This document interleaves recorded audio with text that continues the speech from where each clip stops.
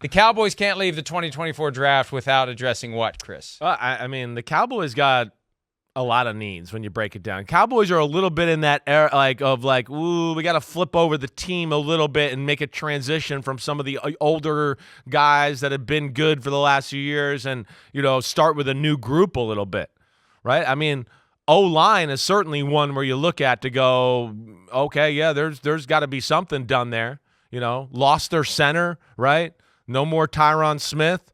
I got to think that's a part of the conversation, right? Linebackers, another one where I look at it and go, the Cowboys, it's been a number of years since they've had a really good quality stand-up middle linebacker, right? I look at that. D-line, I also look at that. DeMarcus Lawrence getting up there in age. Mozzie Smith, first year from Michigan, D-tackle last year, wasn't good, right? What's the future of Micah Parsons? So there's a few things to look at here, but I think O-line, D-line is where it starts with me, Mike.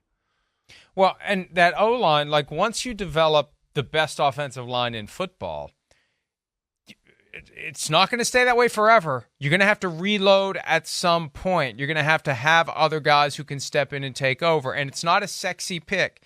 People will be upset, as we were saying earlier in the week. Right. We get all jazzed up about the draft, and we want fantasy football names. We want guys who are going to score points, guys that we can bet on for their prop over-unders. Offensive linemen don't fall into those categories, but they allow everybody else in those categories to go out and get it done. And that's why the Cowboys had been so good in recent years, because they've had a great offensive line. So absolutely offensive line. And Zach Martin's getting up there in age, right? I mean, yeah. I mean, it's coming to a head here where they got to think about it. Sorry, I didn't mean to cut you off. What were you going to say there? No, it's fine. They got to be. I mean, obviously they need running back. That's a given. Yeah. You got to at least be thinking about some of these mid-level quarterbacks. Look how they found Dak Prescott in 2016, fourth-round pick. I'd be scouting the guys beyond the top 5. And if somebody sneaks through the cracks, because I don't know, are they grooming Trey Lance? Well, I think I'm glad you're bringing that up. Be ready for something. I feel like something next year. Yeah. I feel like in their heart of hearts, they were you talked about it yesterday. Their next year, Dak Prescott, you got to go to free agency, so be it. I think that was part of the Trey Lance. We might be in that situation. Can Trey Lance be the guy that maybe takes over? Can he do that, right? So I feel like that was what he was brought there for. Hey, top-end talent, he's a quarterback. There's teams that feel like you can never have enough of those, let alone we got kind of a murky future here with the Dak Prescott situation. Maybe we could strike gold and he could be the guy that could save our ass here, right? That's what I feel like the move was made for, but again, how he looks in practice and what he's doing, we don't know. We haven't heard anything like that, or at least I haven't. Or Chris, he's just a pawn in this leverage game to get Dak to want less than $60 million a year. Because, hey, Dak has had them over a barrel. They put themselves over the barrel by not paying him after year 3, by not paying him after year 4, and then realizing after year 5 they were screwed. And they did this 4-year, $160 million contract that has no device for keeping him involuntarily after 4 years.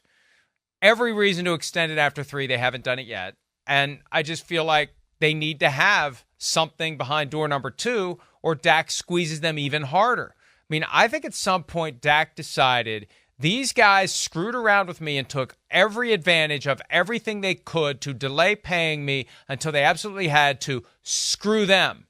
For the rest of my time here, I am going to take advantage of all the leverage I have. Exactly as Jerry Jones would do if he was in that situation. Jerry Jones would be proud of the way Dak is squeezing them, to the point where they have to be ready to let him walk. Okay, fine. What's your plan B?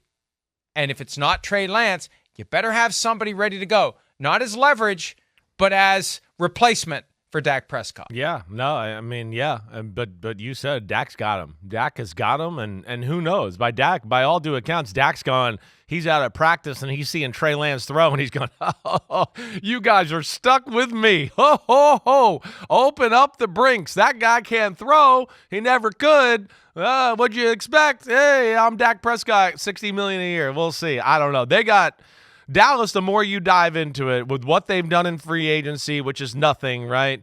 And then you look at the team, you just go, wow, that's still good, don't get me wrong, but it's certainly not up there with the high-end teams, and you start to look at some of the players and go, well, it's time to refresh here. And guys like DeMarcus Lawrence, like we talked about, it's year 11. Zach Martin's up there in years, right? And then we got some other unproven commodities on the offensive line. They got some things to address there in Dallas for sure. So basically, to bring it all home and to tie it back to how we started this segment, Dak Prescott has the Cowboys by the kahunas. That's right. Hi, it's Mike Florio. Thanks for watching PFT on YouTube. Hit subscribe for the latest news and analysis from Pro Football Talk.